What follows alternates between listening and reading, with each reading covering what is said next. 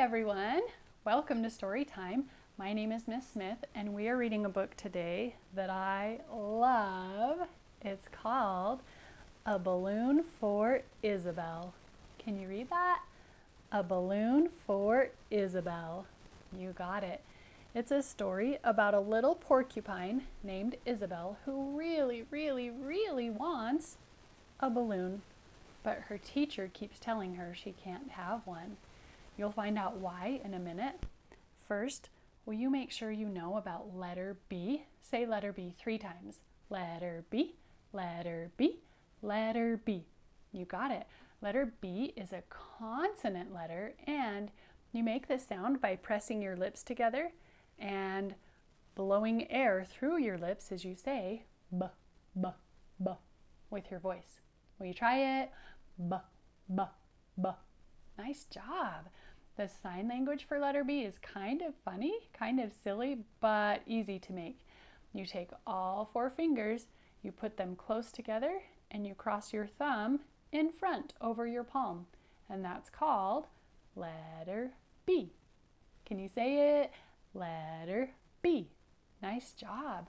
Okay, so let's read about a balloon for Isabel. Wait, did you hear it? Balloon. Can you do that? Balloon.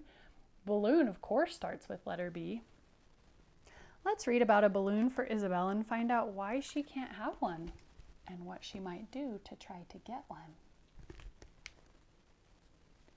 No fair, said Isabel. Yeah, no fair, said Walter. It was 2 days before graduation.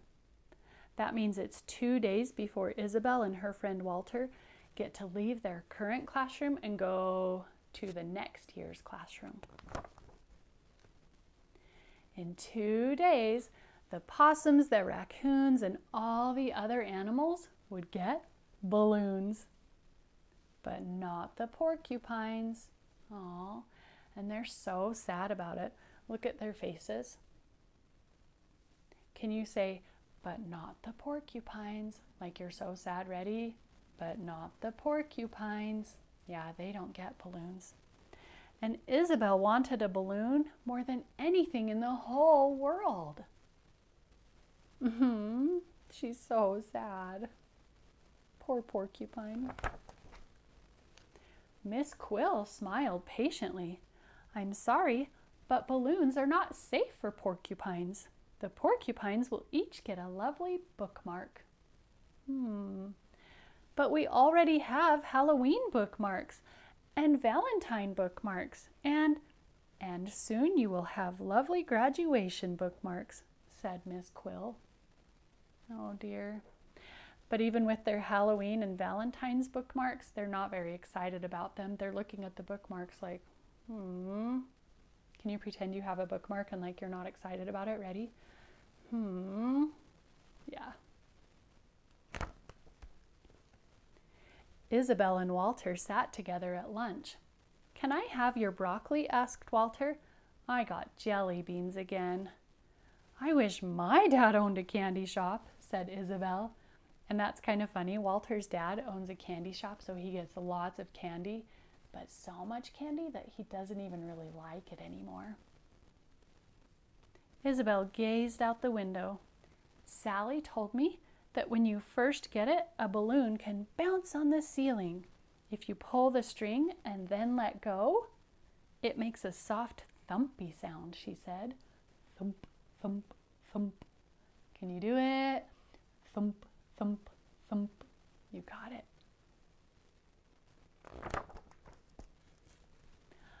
I heard that after a few days, a balloon floats halfway between the ceiling and the floor, said Walter. It just hangs there like a ghost. Could you pretend you have a balloon and it's not touching the ceiling and it's not touching the floor? It's just floating in between like a ghost, and maybe make a little ghost sound like this. Ooh, ready? Ooh, good. Then it shrivels up so you can put it in your empty olive jar with your other good stuff, said Isabel. So her balloon is all shriveled up. and she put it in her special jar. A bookmark just sits there, said Walter. We have to get balloons, said Isabel. I will think of a plan. Can you do it like she did? Ready? I will think of a plan. Good. I wonder what she'll do to try to get a balloon. The next day, during graduation song practice, Isabel raised her paw. May the porcupines have balloons if we promise to be very careful? She asked. Miss Quill wrote something on the board. Porcupines plus balloons equals happiness? Asked Isabel. Trouble, said Miss Quill. If a balloon popped on your quills, it would scare you. I am not scared of anything except the vacuum cleaner, said Isabel. Then it would scare someone else. Walter raised his paw. It would not scare me. A popped balloon could fly through the air and hit someone in the eye, said Miss Quill. We could wear goggles, said Isabel. That is enough, Miss Quill said. Ooh, could we do it like she did, like we're done talking about it and say, that is enough. Ready? That is enough. Good, said Miss Quill. I know you would like balloons. I would like one too. But the graduation bookmarks are very nice this year. Oh, even the teacher wants one but can't have one. Was that your plan? Walter asked Isabel. It was not my only plan, Isabel said. And look what she does.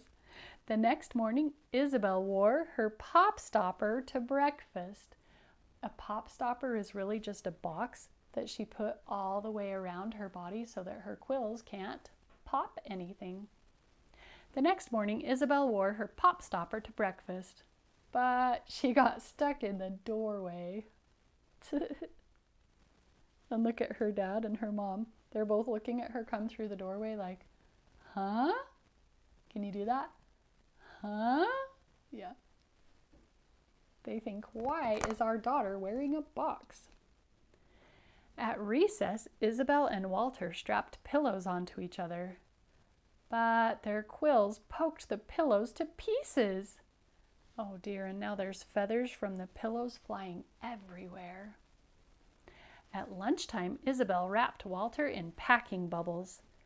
But the other kids tried to pop him. Oh dear. This is not working.